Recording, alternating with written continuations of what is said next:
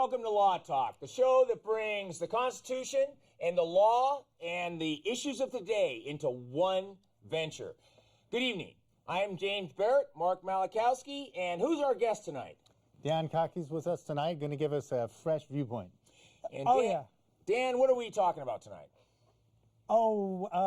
First we're talking about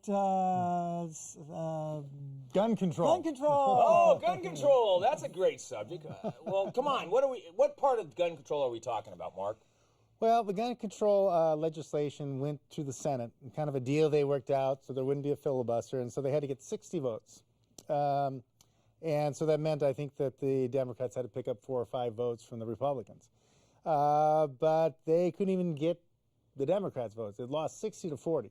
Well, where did this arise? Did this arise out of that shooting on the East Coast, correct?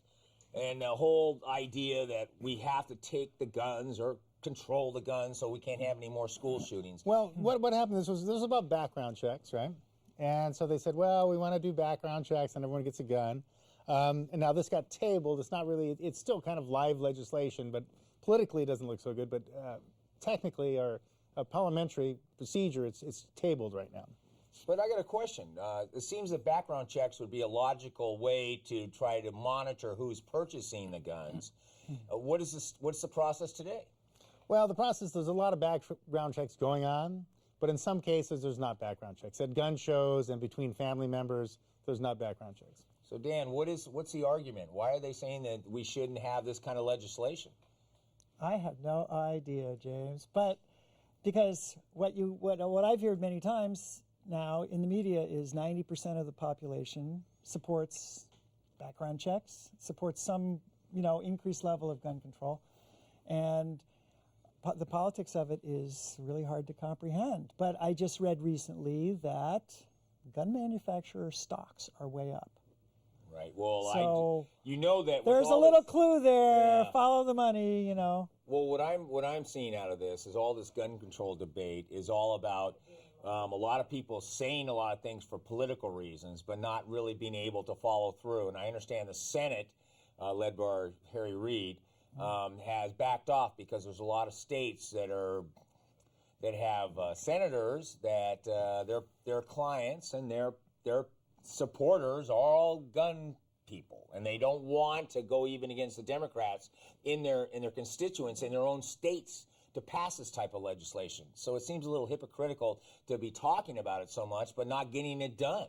Well, the president said that it was a shameful day when they didn't pass this, and the president put a lot of lobbying effort into it. So if you remember Fast and Furious. Of course. Okay, if you recollect in Fast and Furious, some whistleblowers from the ATF, Alcohol, Tobacco, and Firearms, came forward and said, well, this whole thing with the Fast and Furious was to sell guns to the Mexican cartels, American weapons, right? So they'd be used to slaughter Mexicans, basically genocide against the Mexican race, invasion of a sovereign country. And that would make such an outcry that we could ban weapons in the United States.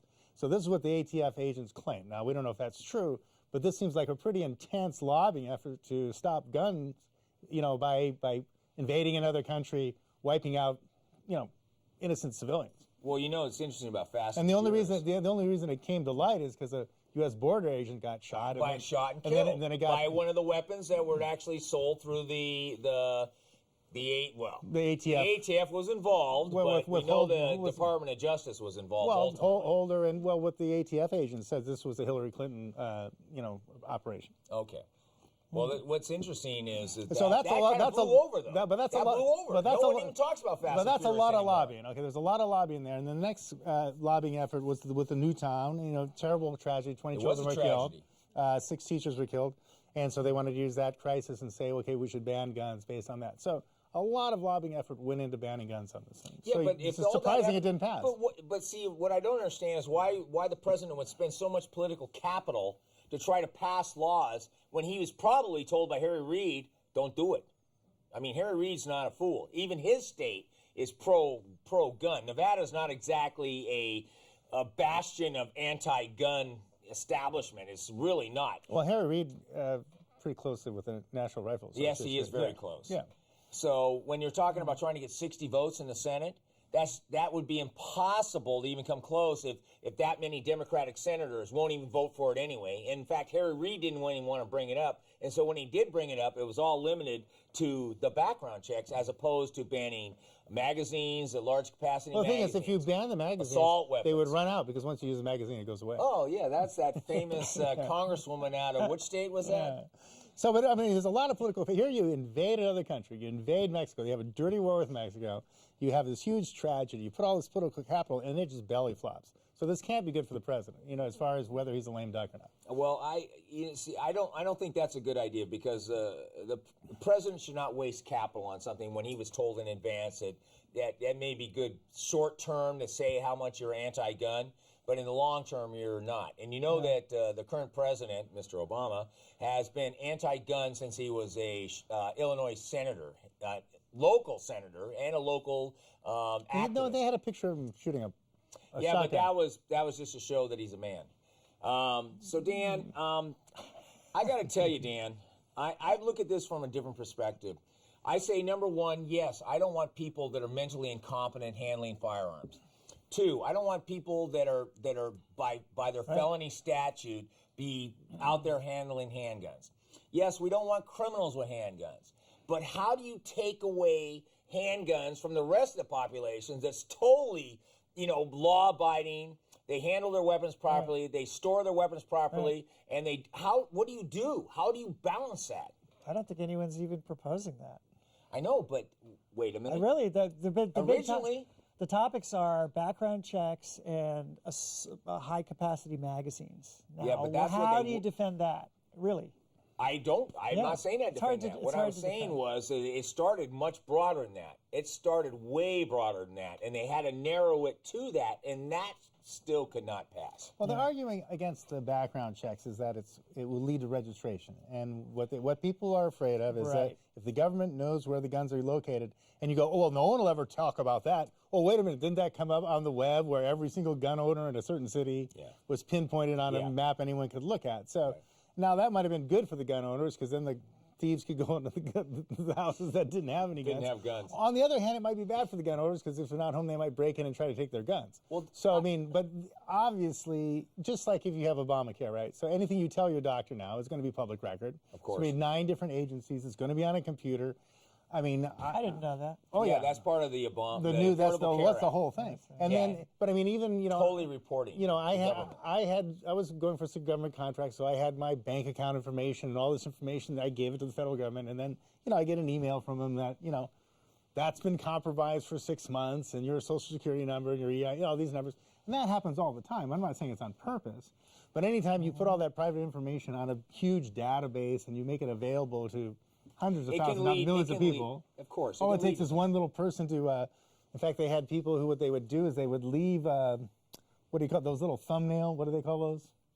Those thumb drives? A thumbnail drive. They would leave those around, with a competitor's logo on it or something, with someone would see that and go, oh, that's competitor's secret stuff, put it in their computer, and of course it would infect it with spyware. So, I mean, there's a lot of ways that these computer systems get invaded. Well, the thing you actually touched on there, Mark, was very exciting. What a lot of people, and this is both sides of the aisle were arguing this, was the idea that if you do these background checks, and then you have a national database, and then when they come knocking, they're going to have an automatic, we know you own this gun. And so it can lead to confiscation in the event of a tyrannical takeover by any government that decides that people should not be armed. And they've done that. They did that in Germany. They did that in many countries as a prelude to that type of, in Venezuela they've done that. I mean, it's just, you look down the historical perspective on that, and you're looking at registration could lead, doesn't say it will lead, could lead to confiscation. Well, they say background checks could lead to registration. Now, people say, well, there's a law that says background checks can't read, but there's so many laws that are just poo-pooed by this administration that, I mean, half the laws are just neglected. As lawyers, what we do is we have to balance the overbearing burdens of the law against the societal interest. Right. Well, we're going to balance something else here. I think we're going to move on to our next topic. Wait, we have to mention. Drones. Well, no. On the subject of gun control, what you have to mention, the news, like this week, is stories all over the internet this week about the guys published the plans for making The plastic gun. guns in a 3D fabricator that anybody can acquire. So that really changes the whole game. Well, I Because think what we need to do is we got to kind of leave that, because I'm going to tell you, you know what's exciting about that? Is that anyone can get on an airplane and do whatever they want if that's where that leads.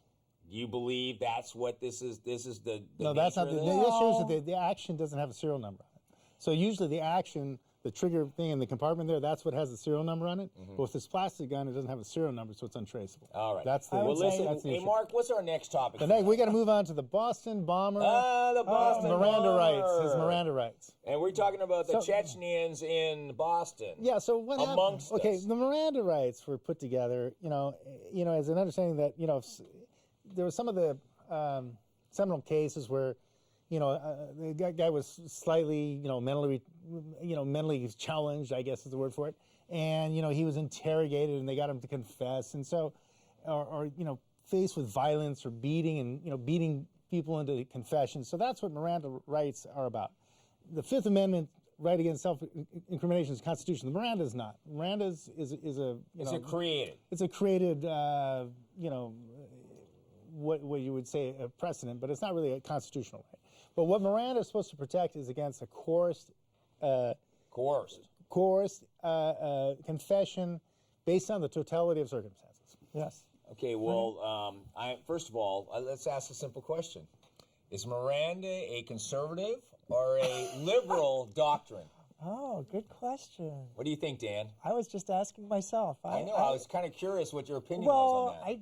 I don't really remember. You have to look at whose administration did it come up under and what was on the Supreme Court. What year was the crossover between Kennedy and Johnson, because I believe it was in 1963. And the idea was to protect the rights of the innocent that Marx described. And what's interesting, if Miranda's basically, if you're in a custodial position, whereas the cops, the police, that's just some of us, and what put you into a patrol car, put you into any space where you cannot leave, and then they want to start asking you questions. Yeah. That's classified custodial. That may not be custodial. Let's say we're in the police station right now, right? And I'm saying, okay, would you like to go out and get a Coca-Cola or something like that, right? And you go, no, thanks. You just waived custodial. You could have walked out, but you didn't. You waived your right to custodial. I have heard that argument. So there's hundreds of ways you can get around that warning.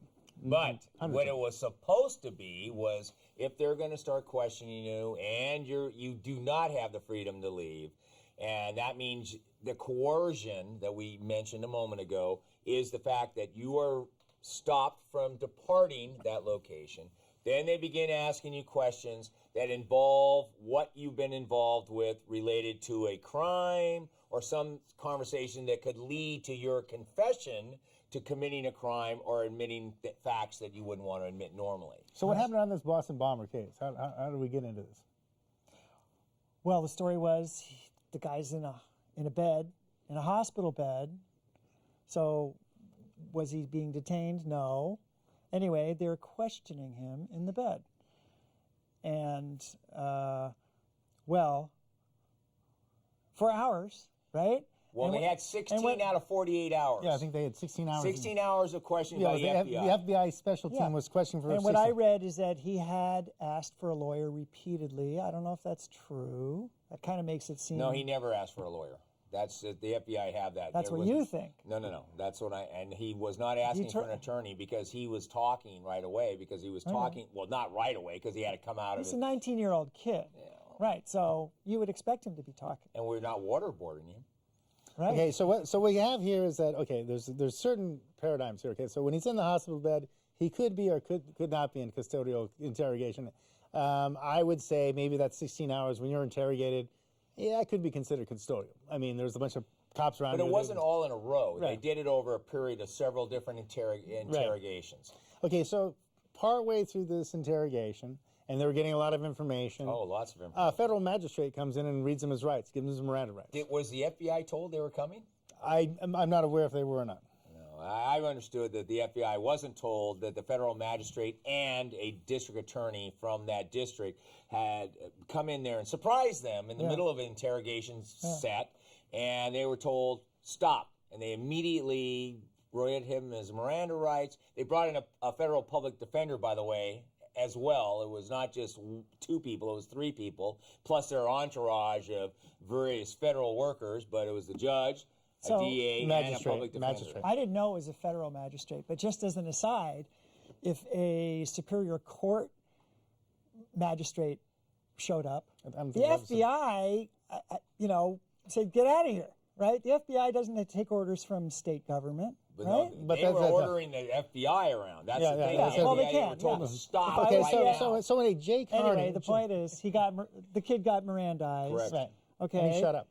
And I'm saying this is a really good topic for discussion because it's right on the edge. And then Jay Carney, as like one of the folks on TV, he said that civilians... Press secretary. Okay, yeah, you see him on TV once in a while. He says U.S. citizens cannot be tried in military commissions.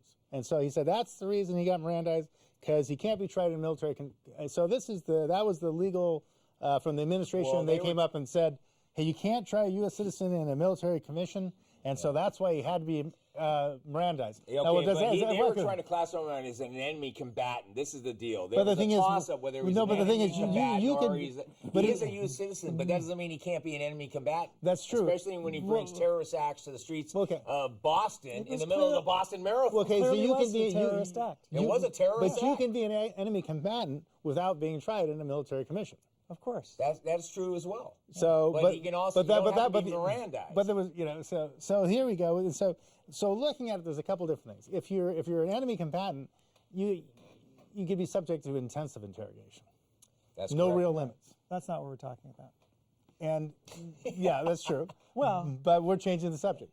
So if you were an enemy combatant, and there was even an iota, even if there's one chance out of a million that you might be connected, like say to Chechnya or Russia or someplace where there was terrorists, and maybe the Russian KGB or what do they call it, the security services informed the FBI that these guys had terrorist connections. Like say there's one chance in a million of that. Of course, that didn't happen here. I mean, it's impossible because these guys were self-radicalized. These guys were self-radicalized. What I think what we ought to do on this is juvenile delinquents. I think right now there's so much that we don't know about this yet, about what really happened. We only heard the press side of it, sort of it. This is what could have happened. But I think what we have to do is, I think it's time to move on to our third. But Mark, I don't normally do this, but I want to say we need to recover this in a longer segment because I think it's critical to really understand how this is going to play out on this federal magistrate or whoever it was with his DA and public defender coming in, shutting him up, and who ordered that. Right. That's what we should be watching for. So what's our third subject? Oh, wait. I'm sorry.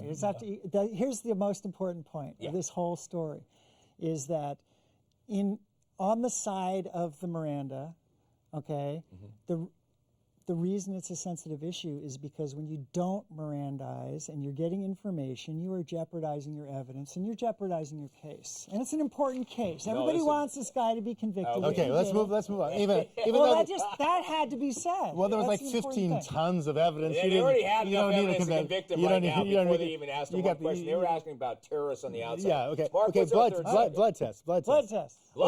Okay, so blood test. Okay. Are you talking about voluntary? There we go. Okay. Blood test. So the SCOTUS, or the Supreme Court of the United States, ruled 8-1 to reject. It was the Obama administration and several or a dozen or so states on a case where a fellow was speeding in some kind of Ford 150 or something. Big truck or something like that, I believe. And he got pulled over, and he refused to submit to a blood alcohol test. Wouldn't take a breath test. A DUI.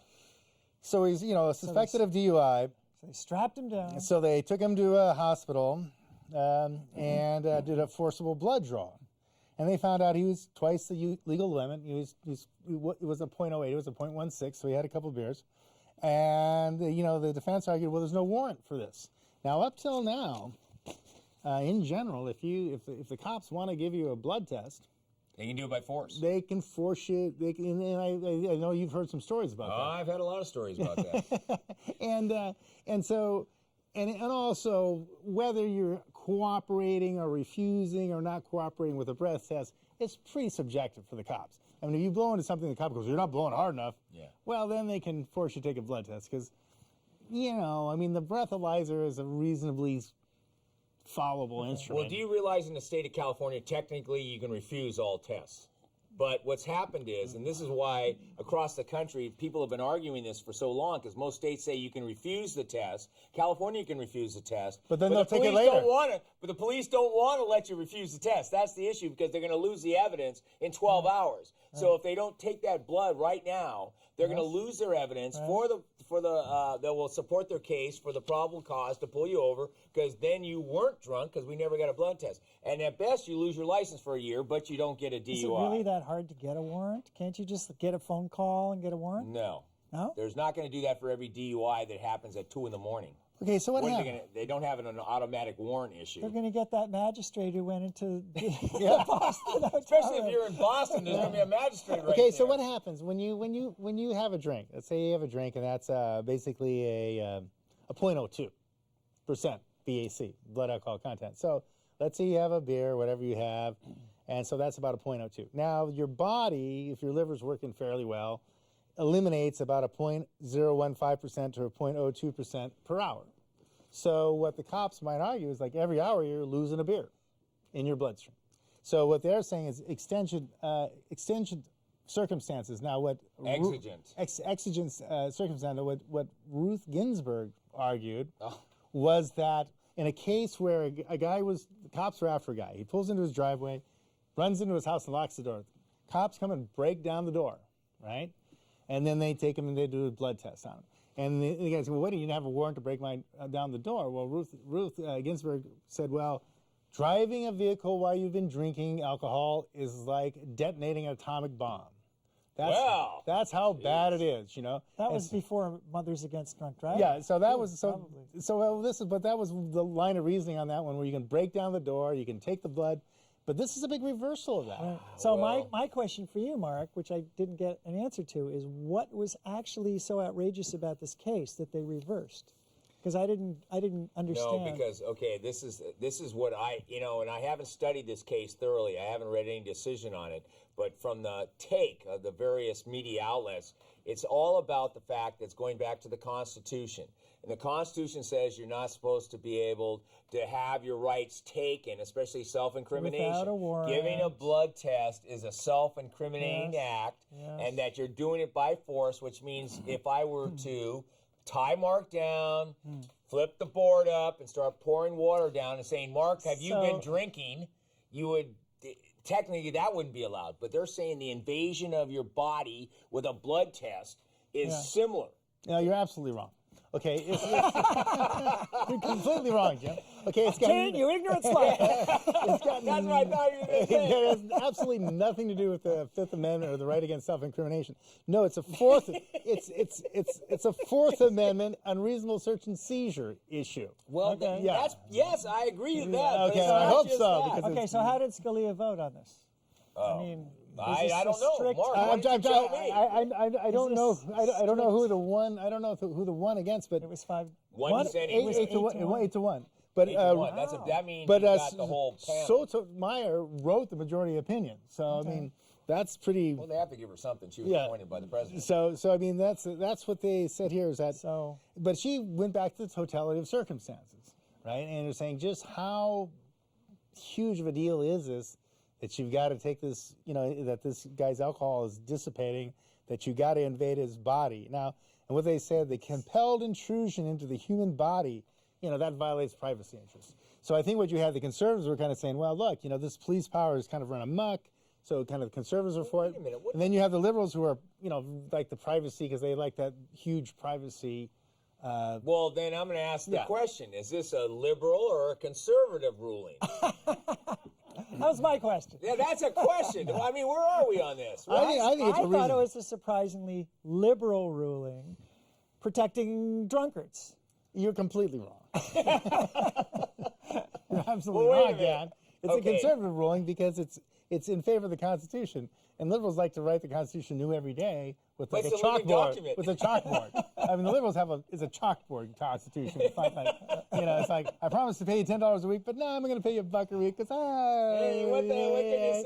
It's a living contract. It's a living contract. It's a living debt. It's living Yeah, it's a mortgage. living debt. But you know what? What's interesting, Mark, is that through all the period of the modern criminal justice system, and as you know, I have both a master's and a bachelor's in criminal justice prior to anything else I've done. I'm going to tell you something. This is actually a liberal view, and because although You're absolutely right. He's wrong, but you're right. the reason I say that is Because the original liberal the concept in criminal justice was rehabilitation. But rehabilitation went along with protecting the rights of each of the criminals along the way. So they and don't that was a liberal view. It wasn't a conservative view. The conservative view was law and order. Law and order, law and order, law and order. But no, we're not doing that. We're talking about protecting the rights, so there's less law and order, which makes it a liberal point of view. And it's interesting to have the 8-to-1 because now you're saying, what is this? It's like they're all, what is it really? Is it liberal or is it conservative? Is it really, is the Constitution conservative or the Constitution is supposed to protect us all? This is my premise. The Constitution is to protect us all, and it should be interpreted by both sides of any aisle. And it is a liberal document to protect us. It is a conservative document to protect us. But then how do you argue what position this decision was coming from? How do you argue that with any sense?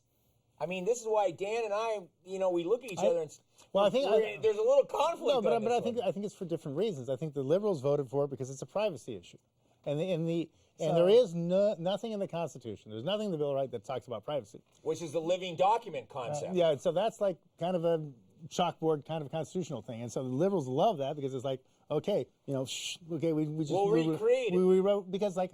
Oh, when these stupid guys, 200 years ago, I mean, like, just think of, let's think of the Roman Senate. That was 2000. They didn't know anything. They didn't know anything. They didn't anything about that. They only set up modern, I mean, they didn't know anything. Laws So of that's the world. And we just figured out everything in the last 20 minutes. Oh, that's because it's a living document. And by the way, they didn't have cell phones then either. So I would say the liberals like it because of privacy, and I think the conservatives like it because it's the Fourth Amendment. Yeah, and you know what's interesting? That's a paradox. That's almost a paradox for that because that's why you got 8-to-1. That's why. Yeah, and when you get to 8-to-1, you're talking about who's voting for this. Everybody. Everybody's voting for it. Yeah. In fact, anyway, listen, I notice our time's up tonight, but I will say that it's been another interesting show. And Dan, I got to tell you, you got to come back and be a guest with us because this is a lot of fun. It provides a different perspective, and I hope